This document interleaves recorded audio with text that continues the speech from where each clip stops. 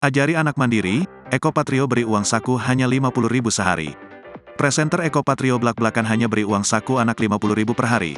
Akui untuk mendidik anak mandiri. Eko Patrio dan Fiona Rosalina sudah menikah sekitar 21 tahun. Rumah tangga Eko Patrio dan Fiona Rosalina nampak adem ayem. Bahkan rumah tangganya tak pernah diterpa berita miring.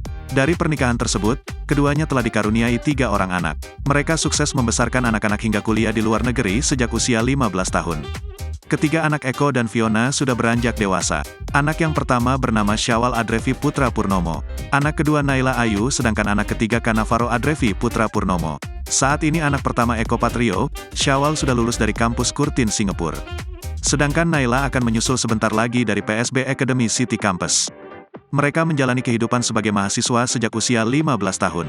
Belum lama ini, beredar gosip mengenai uang jajan anak Eko Patrio ini yang fantastis. Eko Patrio dikenal sebagai artis tajir.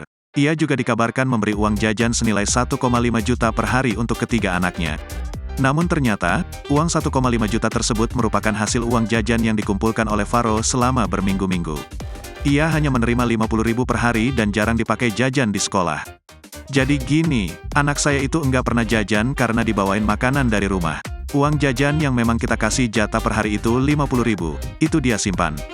Bukan 1,5 juta, itu sudah diakumulasikan sebulan lebih, ucap Fiona Rosalina, dikutip dari kanal YouTube Trans TV Official, Minggu, tanggal 19 Maret tahun 2023.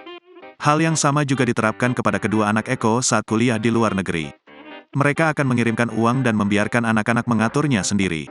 Nah itu kita kasihnya per 3 bulan, termasuk juga buat uang sekolah, uang jajan, dia yang mengelola.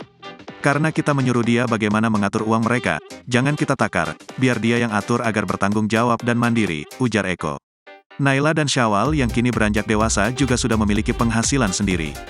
Hal itu membuat mereka mampu membeli sesuatu tanpa mengandalkan uang jajan yang diberikan orang tua.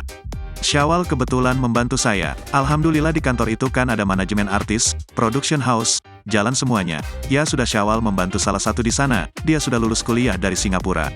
Naila mau menyusul, Faro sudah mau selesai sekolahnya, kata Eko.